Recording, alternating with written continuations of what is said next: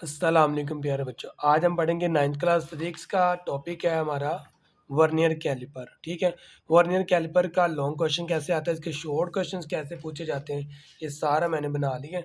आज इंशाल्लाह इसको हम डिटेल से पढ़ते हैं। तो वैसे तो आपकी इस बुक के अंदर भी ये सारा डिटेल से लिखा हुआ है, लेकिन यहाँ पर थोड़ा सा ना इस तरीके से है कि यहाँ पर डेफिनेशन लग गया और डायग्राम लग गया, सारा यानी ईजी लैंग्वेज वर्डिंग के अंदर मैंने लिख दिया है। पहले आप देखें क्वेश्चन कैसे बन के आएगा। What is vernier caliper, explain its construction and working. ठीक है, वर्नियर कैलिपर क्या है और उसकी कंस्ट्रक्शन और वर्किंग आपने एक्सप्लेन करनी है। नंबर वन पर हम लिखेंगे वर्नियर कैलिपर।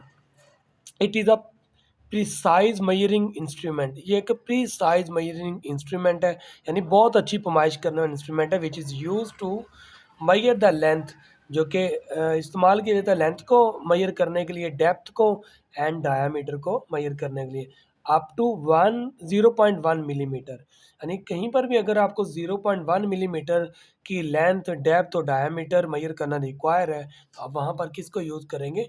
वर्नियर कैलिपर को। यहाँ पर मैं इसको लिख भी देता हूँ कि ये क्या है जी, वर्नियर कैलिपर।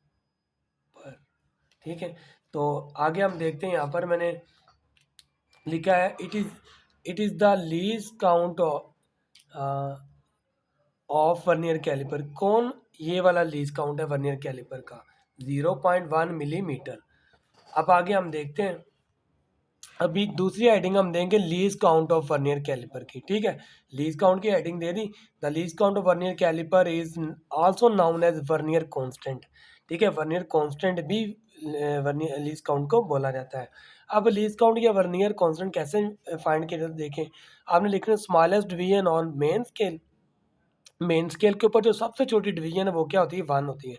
और 10 division of the vernier scale. ठीक है, या फिर इसका दूसरा मेथड ये है कि 1 - 0.9 मिलीमीटर इज इक्वल टू आ जाएगा 0.1 मिलीमीटर। वो क्या होगा? Lease count. और अगर आप इससे निकालना चाहते हैं ना, तो ये ऐसे निकलेगा। ठीक है, 1/10 को डिवाइड करेंगे तो 0.1 मिलीमीटर इसका लीज काउंट निकल आएगा। नेक्स्ट देखो, यहाँ पर मैंने उसको सॉल्व भी किया हुआ है कि 1/10 करेंगे, क्योंकि मेन स्केल की जो रीडिंग है स्मॉलेस्ट वो है 1। वर्नियर स्केल के ऊपर 10 डिविजन होती हैं, दोनों को डिवाइड करेंगे तो 0.1 मिलीमीटर आ जाएगा answer.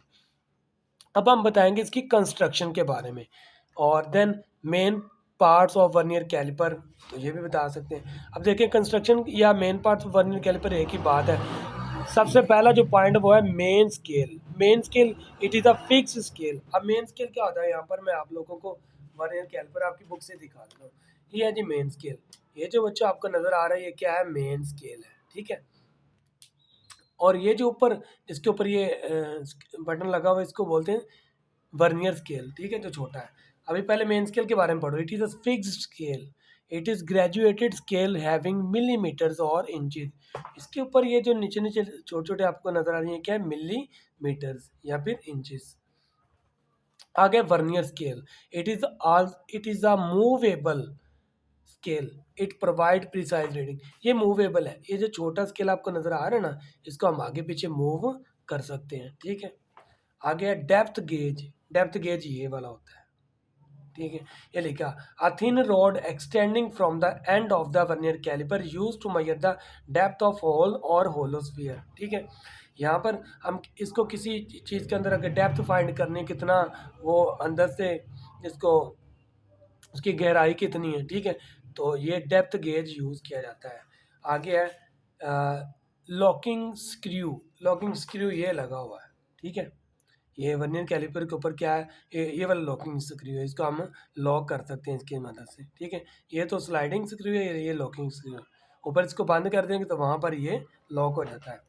A screw that locks the movable jab in place to in place to का मतलब होता है की घर से, in place to prevent shifting while taking और taking a reading।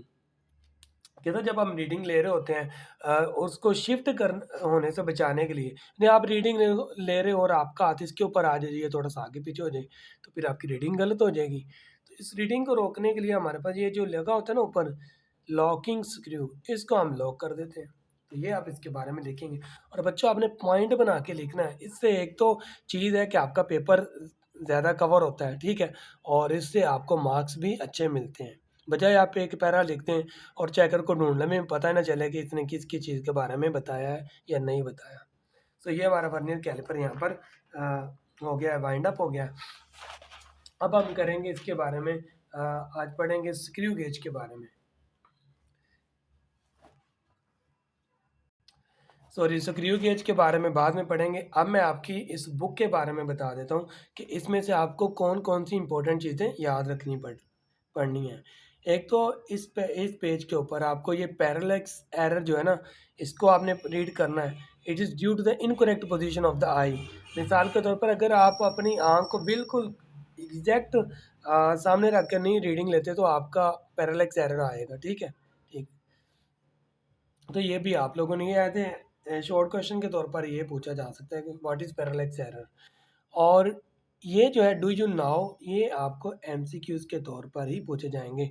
Specific length in metre, football ground की जो लेंथ होती है वो होती है 9.1 मल्टीप्लाई 10⁻1, ठीक है? यानी 910 मीटर उसकी लेंथ होती है। एक आदमी की लेंथ होती है 1.8 metre. Thickness of book page की जो थिकनेस होती है वो होती है 1.0 मल्टीप्लाई 10⁻⁻4, ठीक है? आगे डायामीटर ऑफ पेंसिल तो 7.0 मल्टीप्लाई 10⁻⁻3। तो ये चार लेंथ आपने अच्छे तरीके से याद रखनी, बिकॉज ये एमसीक्यूज के लिए है।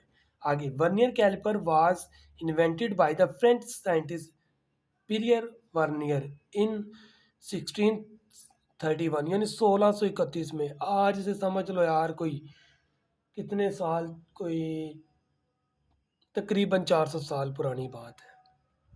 आपके दादे परदादे होने से पहले भी वर्नियर कैलिपर बन चुका हुआ था। साइंसदानों ने, अंग्रेजों ने बहुत तरक्की की है, सच में पूछे तो चलो खैर आगे चलते हैं। ये भी आपने एज ए एमसीक्यूज के तौर पर इसको याद रखना है। यहाँ से आपके एमसीक्यूज पूछा जा सकता है। और अभी तक मैंने आपको यहाँ तक रीड करवाया, ठीक है?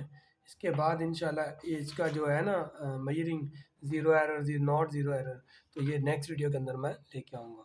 तब तक के लिए अल्लाह हाफिज़, मिलते हैं नेक्स्ट वीडियो के अंदर।